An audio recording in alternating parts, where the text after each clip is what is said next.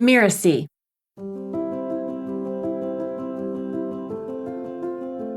I think it really boils down to that your network is your net worth.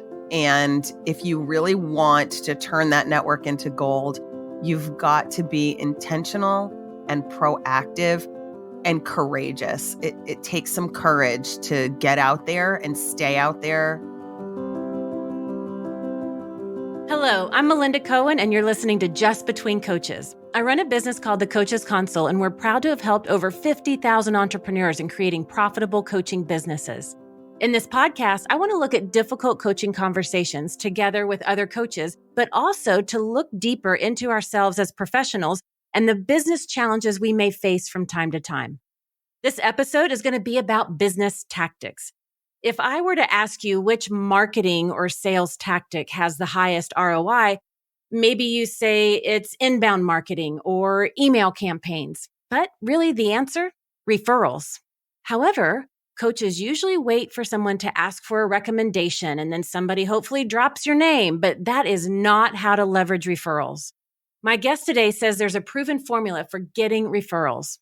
She's the founder of Master Connectors, Inc., which teaches entrepreneurs how to do business by referrals. So it is no wonder that she's known as the Referral Diva. I've invited Virgina Muzquiz to the show.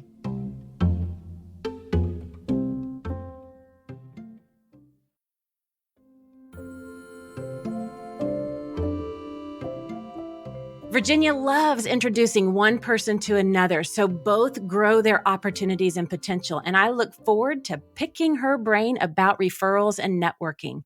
Welcome, Virginia. Hey, Melinda, thanks for having me today. I am so excited to have you on as a guest. You and I, we've been connected for a while. We've done some fun things. And before we get into today's topic, which I know is a favorite of both of ours, I just want to hear a little bit about your background. And really, a question that I have for you is, were you the girl that everyone knew? Yes, I was the girl that everyone knew, but not in a good way. Tell me more about that. You know, I was a huge misfit growing up, Melinda. I was bullied in school. I was too smart for my britches, and it made it difficult for me to really relate to the kids in my class. I didn't have a lot of friends, and I wanted them, but I really didn't know how to make friends. So yeah, growing up, I was a very lonely loner. I don't even think I really learned how to make friends until well after college. And then I went on to work for a Sylvan Learning Center franchise, which put me in doing education sales in the urban environment between where I live in St. Louis. And that was a whole other world, right? And I really had to learn new skills for relating with people who weren't like me, who were very different from me, who had very different frames of reference, lived in a very different culture, and really learning how to understand where they were coming from and what their needs truly were and how what we were offering could meet their needs. And if they had needs that what we offered could not be met, then I needed to find a way to utilize the resources that I had to meet those primal needs first. So then I could pull people into our tutoring program, which was the product and service. So now fast forward, here you are, your whole business is about connecting with others, being that connector. So why referrals? What's the problem you're solving right now? Well, it's really a challenge because there is a moment in time when advertising works, whatever that is. When I worked for Sylvan, advertising didn't work. Billboards didn't work. Print ads didn't work. Flyers didn't work. Social media wasn't really a thing. And it's not like everybody's surfing Facebook. And so I really had to go in, roll up my sleeves and get to know people. And I think a lot of entrepreneurs, especially folks that are doing 3 to 5 to 6,000 a month, but they haven't really crossed over that 6-figure mark. I think they get swayed by a lot of the shiny objects that are out there. They get swayed by contests and competitions and summits and giveaways and all these. Really, they're great marketing tactics, but they're really not appropriate for the early stage solo entrepreneur and for many, many coaches, right? Because many coaches are not really all that interested in jumping into the online game. This is a big game and there's a lot of moving parts and there's a lot to learn and it can be very frustrating. So for me, I really feel like what my system does is gives coaches, consultants, and early stage sales professionals a way to build their network, organize their network, nurture their network, and then leverage that network so that they can do six figures and still have time to enjoy their life and they're not working themselves to death. And it's really just playing on what we all know how to do. We just need somebody to point out what it is that needs to be done. We're told networking is about selling and getting clients. No, networking is about finding referral partners, nurturing relationships, and teaching them how to find your clients and teaching them how to refer you. Eventually you'll get clients. It's a byproduct, but if you're going to networking meetings to get clients, it's going to not be a fun experience for most people. For me, when I go out and I network and I'm meeting people, I really want to understand them. I want to know who they are. I want to know about their cat. I want to know about their life. I really want to know them as a person before I start asking them to do anything for me or bring something to the table for me. And I think it's really important that we realize that networking is just a lot like dating, right? And so we have to think about, if this were a dating scenario, would I be like, would you marry me yet? Or would I be, I want to introduce you to my best friend? Or, what would we be doing with that person if this were a bar and we were dating? And a lot of times people look at me when I say that and they're like, oh, I wouldn't behave like I do. And I say, well, yeah, right. And it's along the same lines. I think we're going to go a little naughty here, right? But I do think that a referral is a little bit like virginity. You just don't give it away to anybody. That's exactly right. It's your professionalism. It's your credibility. It's your trust. Earlier, you said, we were told networking is about selling and getting clients. Like you've gone through, it's like, instead of that, it's this. Can you just paraphrase? Like, networking is actually about, how would you fill in the blank? Networking is actually about initiating relationships that are mutually beneficial, reciprocal, and curated for, a mutually beneficial purpose, right? It's about the mutuality, but you can't get to that mutuality at an event, okay? And one of the things that I find really interesting, or early on, someone said to me, like, you can't build intimacy. You have to build intimacy over time. You have to work harder to build relationships. It's going to a once a month association or chamber event where you go and you meet Susie there. And if you do nothing between now and the next meeting, you and Susie are not going to build relationship and rapport. If you want that relationship to turn into something, if Susie seems interesting to you, then you've got to reach out and you've got to invite her to coffee and you have to do your research and you have to find out what's important to her.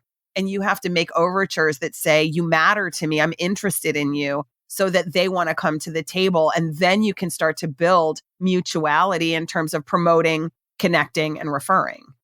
I often find that when we're working with coaches, especially newer coaches, they will have this idea that, well, let me find as many referral partners as I can.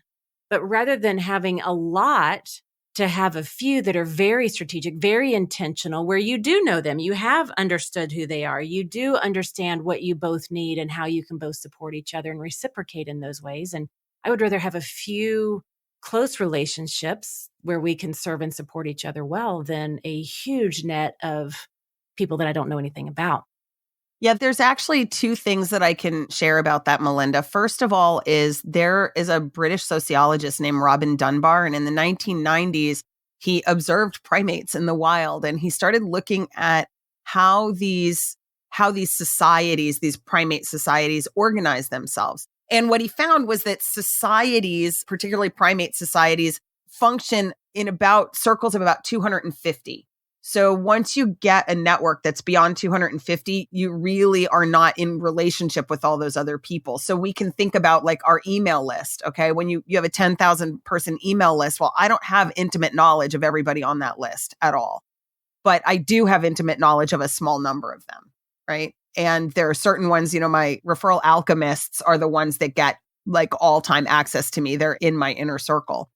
So I have a process where we move people through. So there are 6 A's because I love just using the alphabet and it makes things easier. The outskirts, all the people that you don't have personal knowledge of, that's your audience. And they're just sort of out there. And then you'll meet people along the way, whether you're getting someone's business card at a chamber event or whether you're getting their email at an online networking event, they become an acquaintance. And that's someone, you have their contact information. And if you're thinking that just because someone gave you their contact information, they're suddenly going to refer to you, you're 4 steps away from where you really need to be. The next thing we need to do is we need to reach out and we need to be warm and welcoming to that person. We want them to know that we're looking into them. We want them to know that we are interested and that they're important and they matter. So maybe we do some research and maybe we send a greeting card and then we invite them to coffee and we learn about them and let them know they're relevant. And those are people that I call my associates. So I keep about 50 associates in play most of the time, people that are just, they're relevant to me. They're in a specific nurture campaign. I'm often reaching out to them and just doing a, hey, how you doing? Phone call once or twice a year, that kind of thing.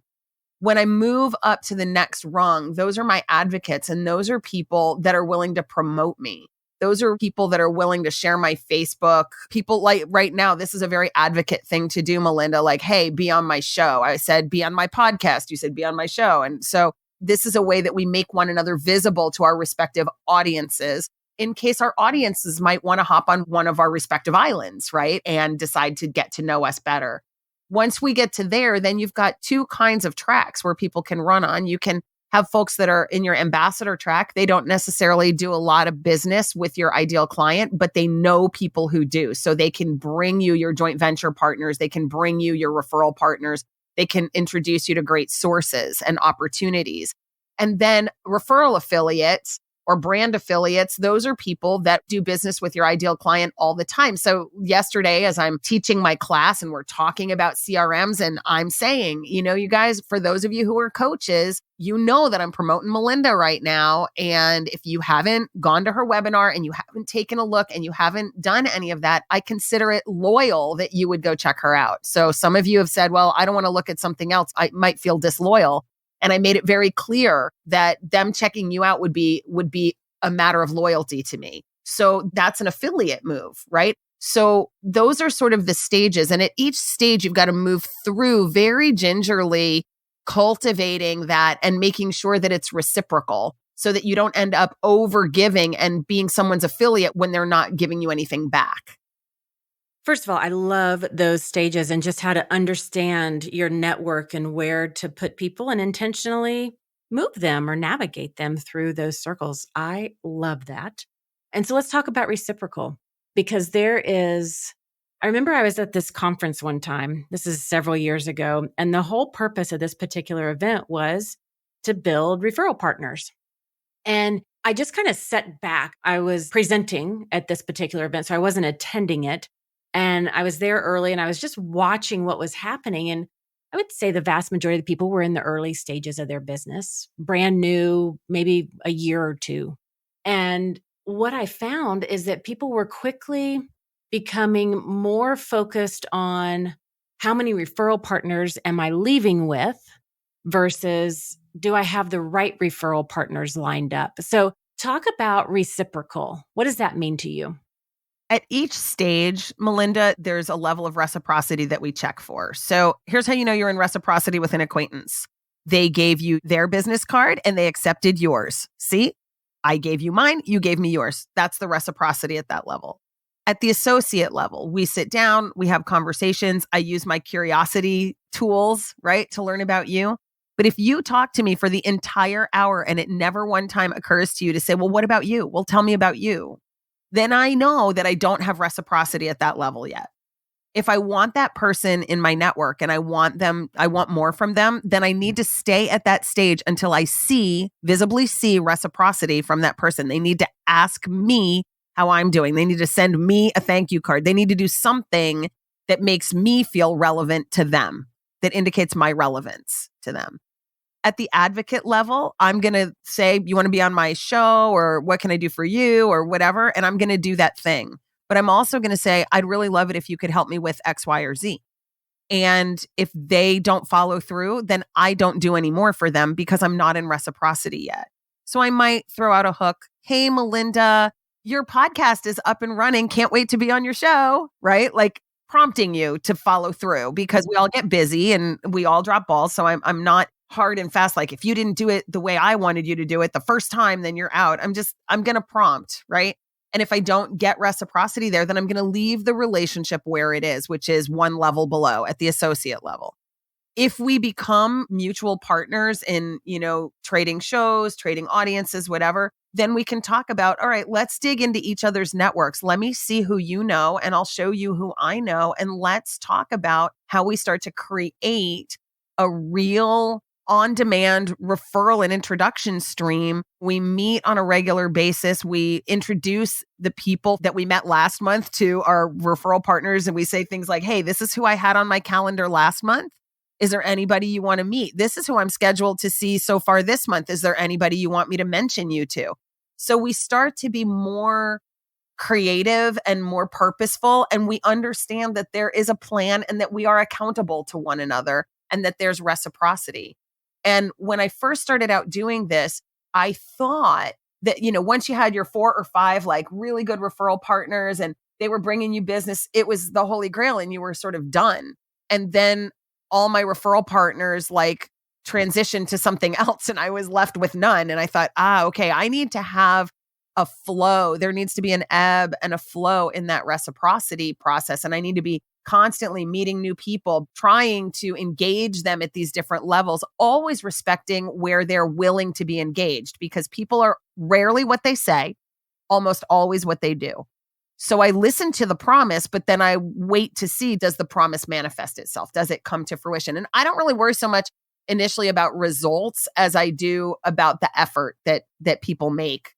And the last thing that I really want to leave everybody with on this reciprocity piece is I was talking to a private client of mine and she just busted into tears on her coaching session. And I said, my gosh, what's wrong? And she said, I spent my entire day yesterday delivering on all my promises to all the people that I met this week. And not one person has even returned a phone call, a text, or said thank you. And I was like, well, you're working too hard for people that aren't in reciprocity with you. They can be very nice people and you can put them in your social network and invite them to your house for dinner during social time, but stop expecting them to help you build your business and stop helping them for Pete's sake, because they sure love that you're helping them, but you've asked them to help you and they've basically with their actions said no.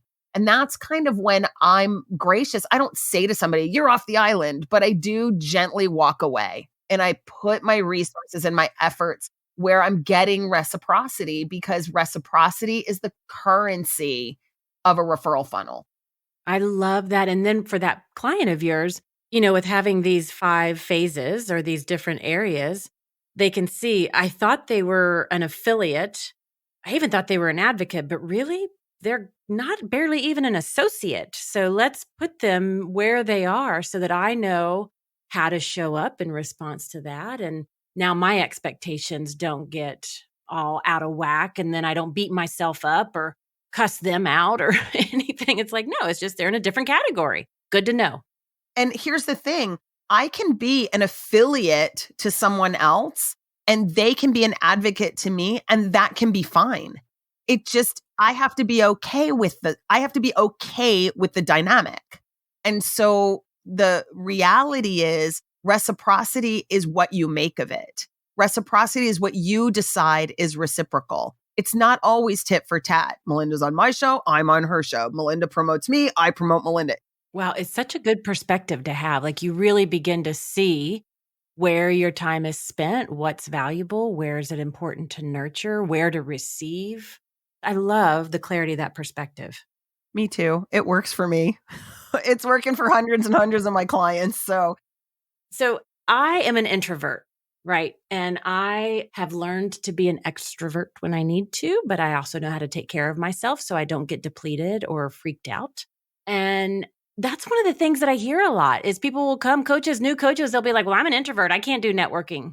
And I'm like, well, I don't think that's true because I'm an introvert. I actually love networking. I love creating relationships and it's so natural to me. So can you speak a little bit to those people who are like, I'm an introvert, networking's not my thing? Well, here's the thing.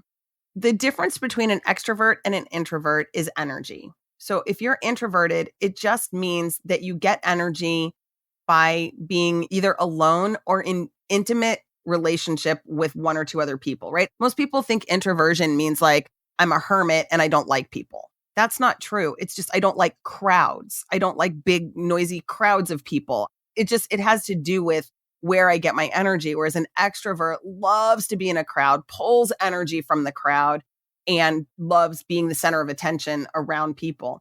I think the advantage of introversion and networking is that introverts do like to go deep, and they're not big fans of meaningless blatherly chit chat, right? They really want to, as a coach, you want to know people. That's why you're a coach in the first place, because you want to know them and you want to hear about their life and you want to hear about their challenges and you want to offer them support. And so that's really what networking is about. And in fact, networking well is more difficult, I think, for extroverts, because extroverts kind of go a mile wide when an inch deep. And sometimes they don't listen as well as an introvert. And so the conversation seems to maybe revolve around them a little more than the person that's in front of them.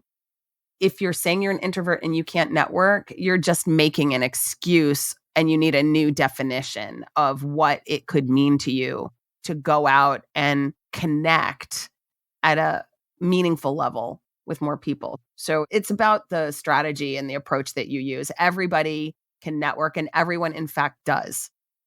Let me ask you, Virginia, if somebody is just getting started, maybe they've been in business for a while, but they want to try networking or building their business by referrals, how do they get started? What are the steps for building a plan for referrals?